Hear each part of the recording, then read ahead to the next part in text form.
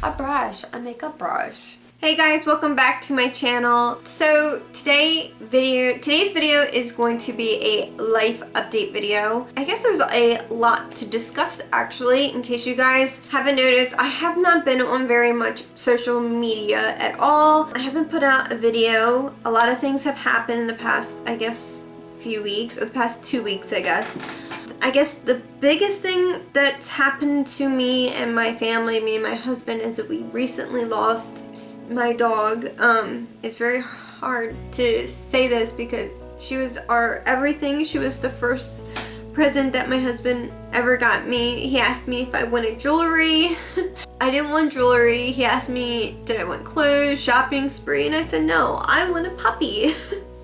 That was his, I think 2-year anniversary gift to me, and he got me a puppy, and he took me to I forgot what it's called, but we got her, and she was a min pin. She was so beautiful. The second I got her, she didn't fit any more than the palm of, like, literally my hand, maybe even, not even like half that size, like this, about my hand size, I guess, and she was so tiny and beautiful. She was so cute. I fell in love with her the instant I saw her. She was just so beautiful.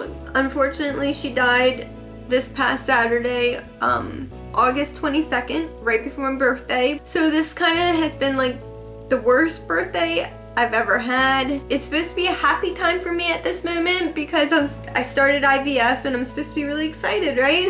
Losing her was losing a part of me. She was just like me. You know how people always say people are like their dogs, or the dogs look like they're humans, or the humans look like their dogs, and like the animal they pick. She was like me to a T. She was peppy, she was stubborn, she was a little brat. She was she was the life of our family, honestly. I missed the little things that she did. Like, she'd get into the trash, and then when she knew she did bad, she'd run into the couch and burrow into the pillows, peep her head out to see if she got in trouble, you know?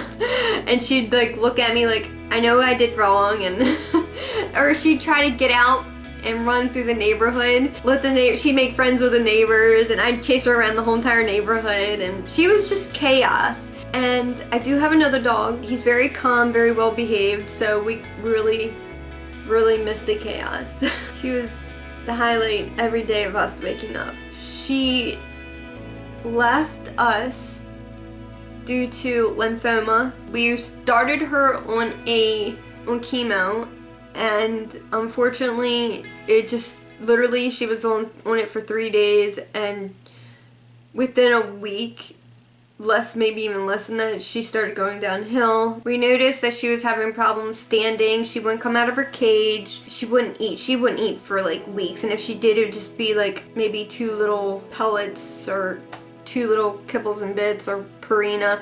Then we decided to switch dog food, give her wet food. She wouldn't touch it. I started cooking her eggs, rice, and chicken. She wouldn't touch it. I mean, that's human food. What dog doesn't scarf down human food? She wouldn't eat it.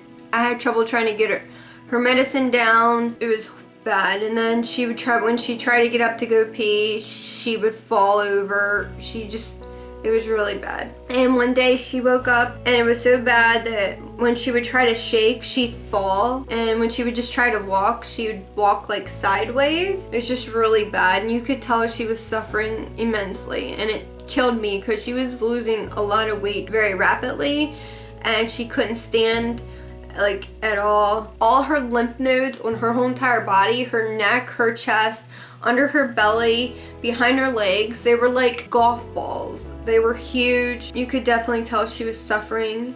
And I took her to the vet that morning on August 22nd at 8:30 a.m.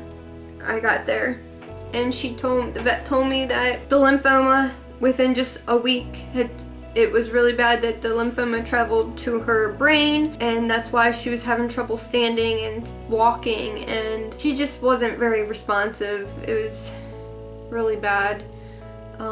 I, at that point, completely just broke down because we thought we had a shot, or at least a couple more extra months. She was only 9 years old.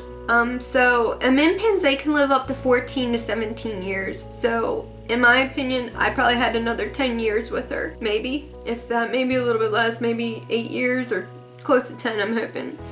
I have a picture of her right here. These are both of my dogs. That's my baby girl right there. I don't know if you guys can see her that well.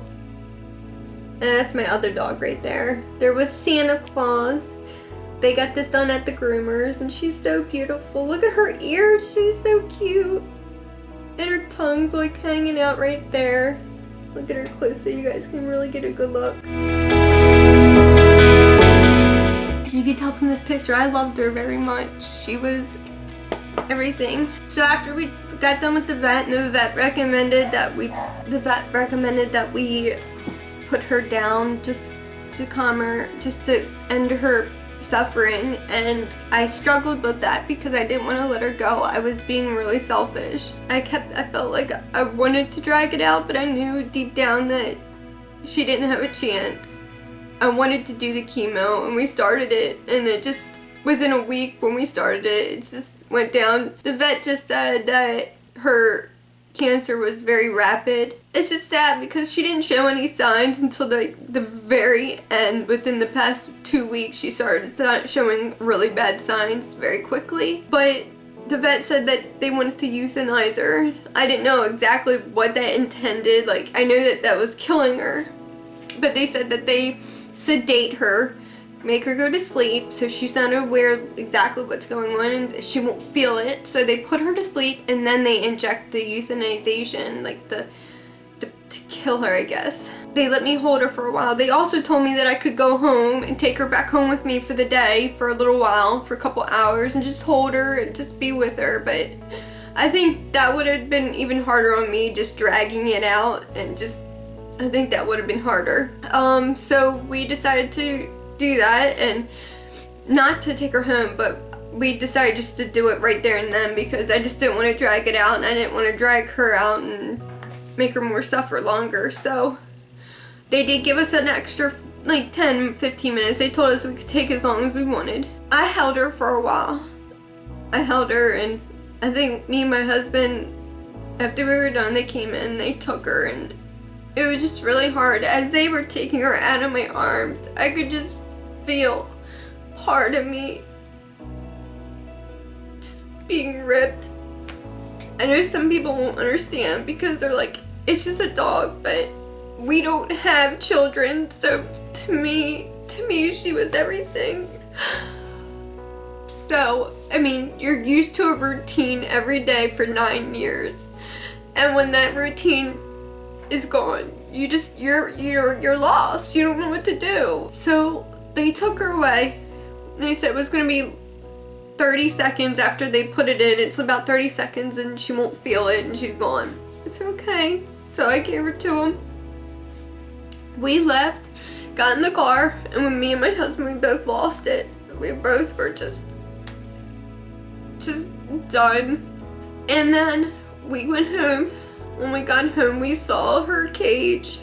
So I think the first thing we did when we got home, we just literally just had to make it easy and just rip the band-aid off, and we took her cage out, and we took my other dog's cage out of the kitchen too, because they always lived in the kitchen kind of thing. We just took both of their cages out because we couldn't see. And then we saw the empty space there. It was just even harder seeing an empty space in a cage. And so what we did, we just turned the tables and we put our kitchen table where the cages were, so we just didn't see the empty space of her not being there. That helped a little bit. But me and my husband just hated being in that kitchen. We just hated it. And then that next morning we woke up. It was a very awkward, weird feeling of her not being there. So overall, that was the most suckiest part of, I don't know, my weekend. I started my IVF. I started my IVF, so I'm actually on my birth control pills, which is really exciting. I'm on them for like a week. A little bit more than a week. I stop at 9. The 1st of September is my last day of my birth control pills. And then the 4th, I think, is when I actually start my injections. So I'll definitely keep you guys updated on all of them with vlogs and so on and so forth. I'm sorry. I'll keep you guys updated with vlogs and things like that with my whole IVF thing. I'm trying to be excited about that, but it's still kind of really new to me not having her. So that's the two big things, IVF and losing my baby girl. So that's kind of the big life update that I wanted to share with you guys. I'm assuming by October 1st, I will know if I am pregnant or not. And of course I will update you guys on the whole entire journey of IVF. So I hope you guys watch, and I hope you guys really enjoy those videos. And I'm sorry about my phone. That was a lot of update. That's pretty big updates. So I hope you guys really understand why I have not really been putting any videos up. It's just been really chaotic and crazy and very heartbreaking, exciting, all those emotions in a roller coaster. Anyway guys, I hope that you guys can really bear with me and understand what I'm kind of going through, and I will try to get more videos up for you guys as soon as I possibly can. It's just been really hard. But anyway guys, thank you so much for watching and understanding, and I guess I will see you guys in another video. Bye guys.